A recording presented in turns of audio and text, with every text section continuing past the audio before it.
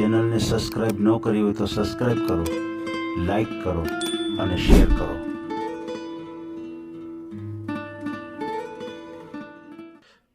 નમસ્કાર બધા મિત્રોને, જય શ્રી કૃષ્ણ. બધા મિત્રો આનંદમાં હશો. અને મિત્રો, આજે એક બેનનો ઓડિયો લઈને આવ્યો છું. બેન છે પ્રજાપતિ સમાજના છે અને બેનનું નામ છે જાનકીબેન. અને બેન માટે યોગ્ય જીવનસાથી મળી જાય અને બેન છે કચ્છના, તો બેન માટે કોઈ યોગ્ય જીવનસાથી મળી જાય. અને બેનને એક દીકરો પણ છે. તેમની વિગત આપણે બધી ઓડિયોની અંદર આપેલી છે.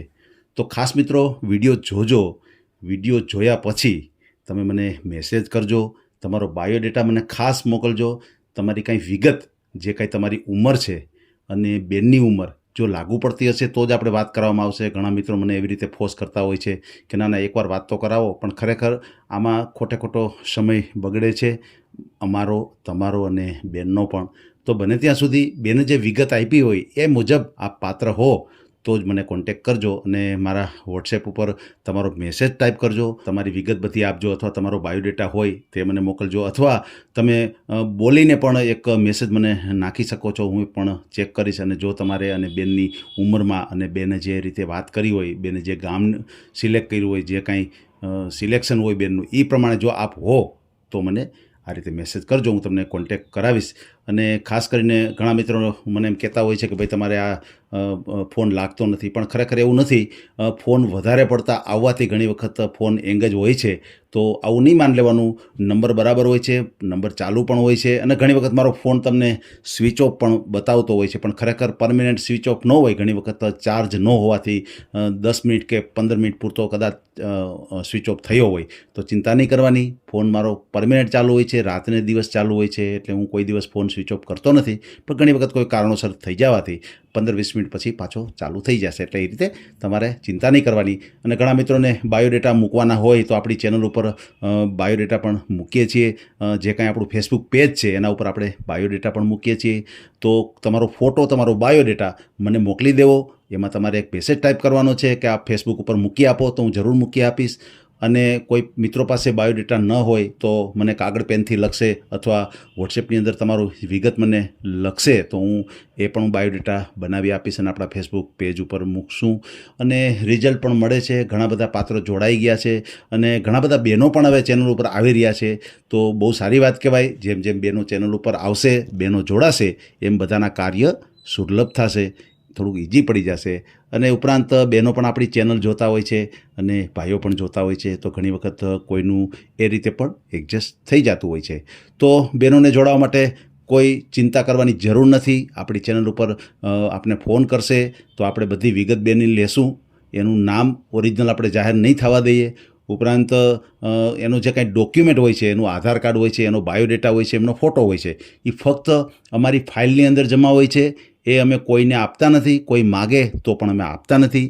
બેનની પરમિશન હોય ત્યારે જ અમે શેર કરતા હોઈએ છીએ. એટલે બહેનોને કોઈ ચિંતા કરવાની જરૂર નથી કે તમારો નંબર, તમારો ફોટો, તમારું નામ અમે જાહેર નહીં થવા દઈએ. તમારી સેફટીનું અમે પૂરેપૂરું ધ્યાન આપશું. અને વધારે બહેનો ચેનલ ઉપર જોડાય એ માટેની આપણે આશા છે. અને ઘણા બધા બહેનો પણ આવે છે ચેનલ ઉપર. બહુ સારી વાત કહેવાય. એક સારા સંકેત છે ચેનલના કે ભાઈ ચેનલ આપણી ખૂબ સરસ રીતે ચાલી રહી છે.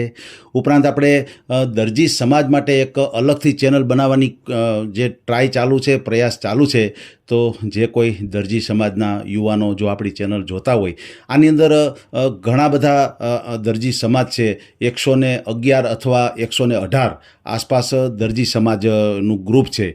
તો સમસ્ત દરજી સમાજ નામની એક ચેનલ અમે બનાવવા જઈ રહ્યા છીએ. એનું કામગીરી પણ ચાલે છે.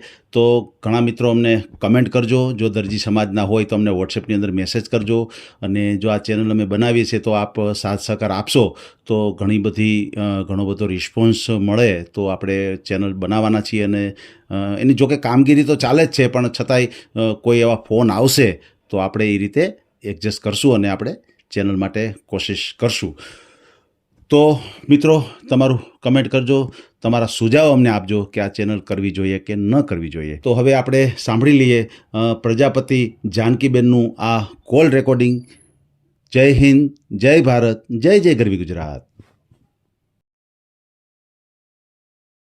આ ચેનલમાં કોઈ ચાર્જ લેવામાં આવતો નથી. અમારી સાથે વાત કરશો તેનો ઓડિયો યુટ્યુબમાં મૂકવામાં આવશે. આ ચેનલમાં ઓડિયો ક્યારેય પણ ડિલીટ કરવામાં આવતો નથી. ઓડિયો ડિલીટ કરવાની ફરજ પડે તો 5,000 કોઈ પણ શૈક્ષણિક સંસ્થા, અનાથ આશ્રમ, વૃદ્ધાશ્રમમાં દાન કર્યાની પાકી પહોંચનો ફોટો મોકલવો પડશે. તમે જે કાંઈ તમારી મિલકત વિશે માહિતી જાહેર કરો છો તેની બધી જ જવાબદારી તમારી જ રહેશે. તમે નામ, નંબર, ફોટો જાહેર કરો છો તેની જવાબદારી તમારી જ રહેશે. લગ્નના નામે છેતરપિંડી કરનારથી સાવધાન રહેવું. હલો. હલો ભાઈ, હું જાનકી બોલું છું. હા, બોલો બોલો જાનકીબેન. અરે, સારું પાત્ર ગોતવા માટે મેં રિંગ કરેલી હતી. અચ્છા અચ્છા અચ્છા. કોના માટે બેન સંબંધ કરવાનો છે? મારા માટે. અચ્છા, તમારા માટે છે. હા હા હા. બરાબર છે. મારો ક્યાં ગામથી બોલો છો 10 બેન? વર્ષનો દીકરો છે. અચ્છા, તમારો દીકરો છે 10 વર્ષનો. કચ્છમાંથી.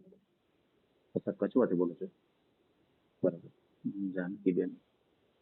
જાનકીબેન, પછી તમારા હસબન્ડનું નામ લગાડો છો કે તમારા પપ્પાનું નામ? શેનું નામ લગાડો છો? મારા પપ્પાનું નામ. અચ્છા અચ્છા, શું નામ છે તમારા પપ્પાનું? મારા પપ્પાનું નામ રામજીભાઈ. અચ્છા, રામજીભાઈ. અટક કેવી છે તમારી? ઓછા ઓછામાં આવે. અચ્છા અચ્છા.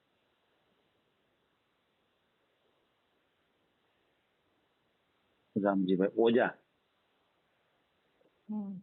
બરાબર. તો બેન, તમે કયા સમાજમાંથી છો? ઓજા અટક છે તો તમારી? અને પ્રજાપતિમાંથી. અચ્છા, પ્રજાપતિમાં ઓજા આવે છે બેન? હા. એમ. બરાબર. સમજાઈ ગયું. કેટલી એજ છે તમારી? મારી 32. અચ્છા અચ્છા, 32 વર્ષની છે.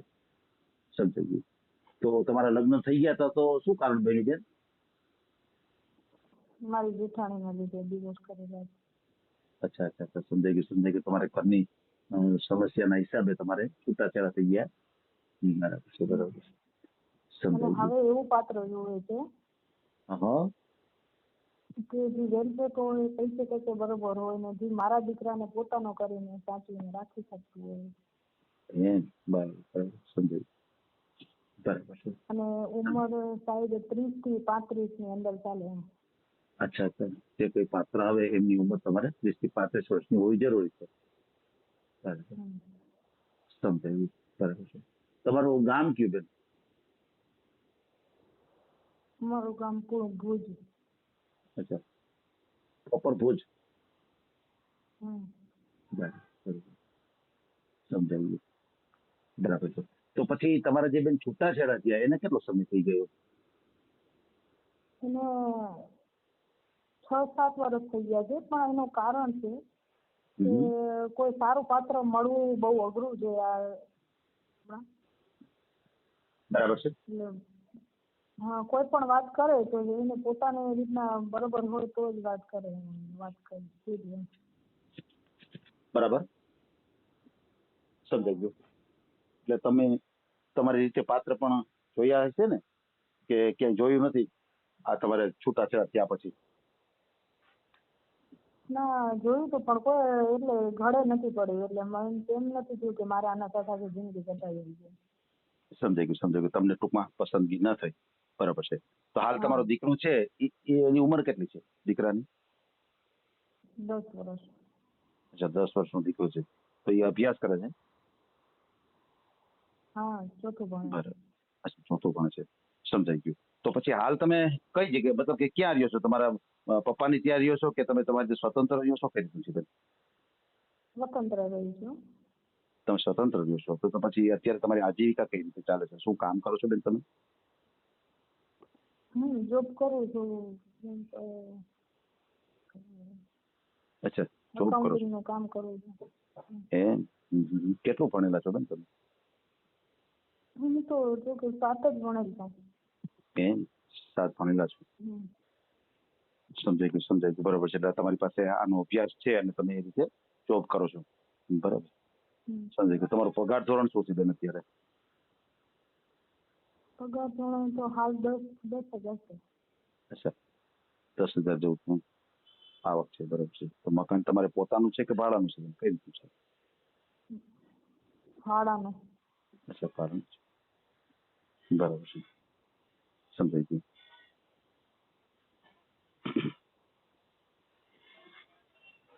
પછી તમારા હસબન્ડ છે એ કામ શું કરતા પેલા? કાર્ટ્રેજ ફિલિંગ. હે? કાર્ટ્રેજ ફિલિંગ.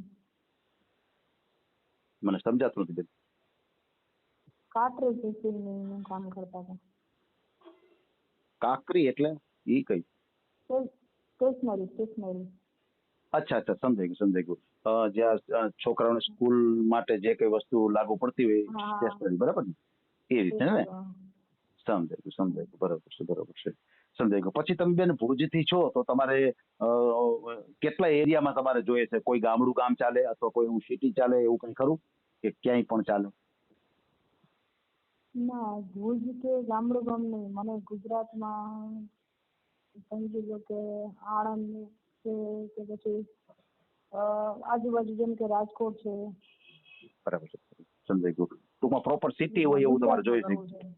હાજી હાજી બેન, હા, ગુજરાતમાં જ. ગુજરાતમાં જ ગોઠવું. પણ કોઈ ગામ ચાલે? માનો કે રાજકોટની બાજુનું નાનકડું ગામડું હોય, અમદાવાદની બાજુમાં કોઈ નાનકડું ગામડું હોય, સુરતની બાજુમાં કોઈ નાનકડું ગામડું હોય, એવી રીતે ચાલે કે પછી સિટી પ્રોપરમાં જ કરવું છે? હા ચાલે, પણ એના સંસ્કાર સારા હોવા જોઈએ. 100% બેન, 100%. કોઈ એવા સારા વ્યક્તિ હોવા જોઈએ કે જે તમને વ્યવસ્થિત રીતે સાચવી શકે અને તમારા દીકરાને સારી રીતે સાચવી શકે છે. બરાબર છે. પછી બેન એવું કઈ ખરું કે નોકરિયાત હોય તો કરવું છે? હજી માનો કોઈ ખેતીવાડી વાળા હોય, કોઈ જમીનદાર હોય, એ રીતે કોઈ ખેતીનું કામ કરતા હોય એવું કોઈ ચાલે કે પછી આપણે નોકરી કે ધંધો કરતા હોય એ રીતનું જોઈએ છે? ના, પોતાનો બિઝનેસ છે, ધંધો છે કે પછી પોતાની દુકાન બી હોઈ શકે. બરાબર છે બરાબર છે. બાકી બેન ખેતીમાં અત્યારે સારી આવક હોય છે. ઘણી વખત એવું છે બેન, જાજી બધી જમીન હોય, વધારે જમીન હોય લોકો પાસે, પછી લોકો કામ નથી કરતા, બારોબાર મતલબ કે માણસો રાખી અને કામ કરાવતા હોય છે. એવી રીતે હા, પણ તો સારી એવી ચાલે. ઇન્કમ, બરાબર ને? એટલે એવું કોઈ ખેતીવાડી હોય તો તમને કઈ પ્રોબ્લેમ નથી, બરાબર? અને પછી તમે પ્રજાપતિ સમાજમાંથી છો તો પછી કોઈ બીજા કોઈ સમાજ તમારે ચાલે કે આપણે પ્રજાપતિ સમાજમાં જ કરવું છે? પ્રજાપતિ સમાજમાં જરૂરી. અચ્છા અચ્છા અચ્છા, સમજાઈ ગયું. આપણે પ્રજાપતિ સમાજમાં જ કરવું છે, બરાબર? બીજા કોઈ સમાજમાં નથી કરવું. હવે તમારો મોબાઈલ નંબર મને બોલો. આ નંબર આપણે જાહેર નહીં થાય. બોલો જી નંબર તમારો.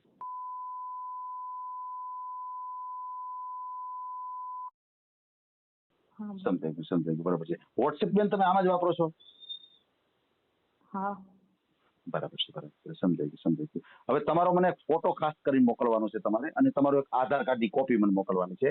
હવે આ ફોટો, આધાર કાર્ડ અને તમારો નંબર જાહેર નહીં થાય, ફક્ત મારી ફાઇલની અંદર જ જમા રહેશે.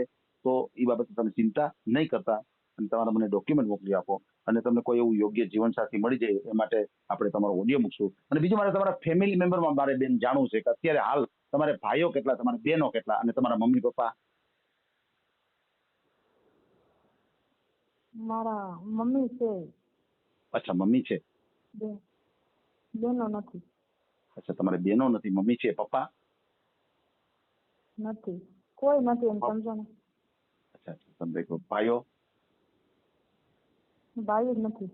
અચ્છા, ભાઈઓ પણ નથી. હા, સમજી ગયો, બરાબર છે. સમજાઈ ગયું. એટલે આ તમારે આ રીતની વાત છે. ભલે કોઈ વાંધો નહીં બેન, તમારો ઓડિયો આપણે મૂકશું અને તમને યોગ્ય જીવનસાથી મળી જાય આપણી ચેનલ દ્વારા. અને પછી બેન તમારે ફોન કરવા માટેનો ટાઈમિંગ કયો રહેશે? માનો કે મારે તમને ફોન કરવો હોય તો હું તમને કયા ટાઈમે ફોન કરી શકું? કારણ કે તમારે જોબ કરો છો, નોકરી કરો છો, તો તમને અનુકૂળતા ક્યારે રહે? કારણ કે હું એ રીતે બધા તમને ફોન કરું. સાંજના 6 વાગ્યા પછી. અચ્છા અચ્છા, સાંજના 6 વાગે હું તમને ફોન કરીશ. સવારમાં ન કરી શકું, બપોરે ન કરી શકું ને બેન? સવારે 9 વાગ્યા સુધી કરી શકો. અચ્છા અચ્છા, 9 વાગ્યાથી કેટલા વાગ્યા તમારો નોકરી જવાનો સમય છે? અમારો સમજી લો કે 10 વાગે જાય છે એમ.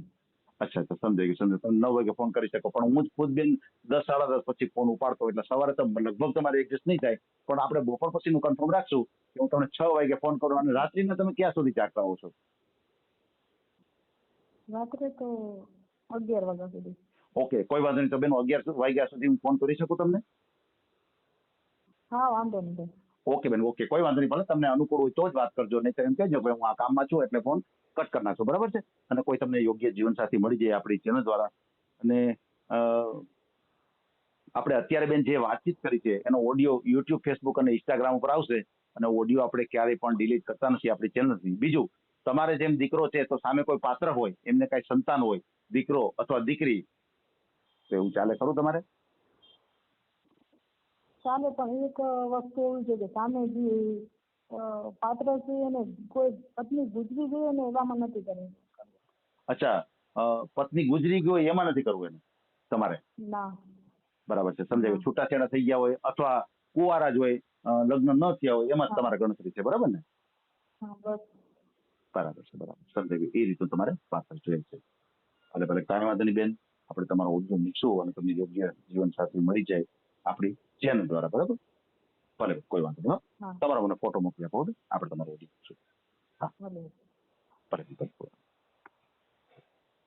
આ ઓડિયો તમે પૂરેપૂરો જોયો હોય તો અમારી ચેનલને લાઇક, શેર અને સબસ્ક્રાઇબ કરો. બાજુમાં રહેલ ઘંટડીના બટનને પ્રેસ કરો, ઓલ સિલેક્ટ કરો, જેથી કરીને તમને નવા નવા વિડીયો મળતા રહે. મિત્રો, શેર જરૂર કરજો, જેથી કરીને આ વ્યક્તિને એની પસંદગીનું પાત્ર મળી રહે. પાછા મળશું એક નવી બાયોડેટા લઈને. જય શ્રી કૃષ્ણ.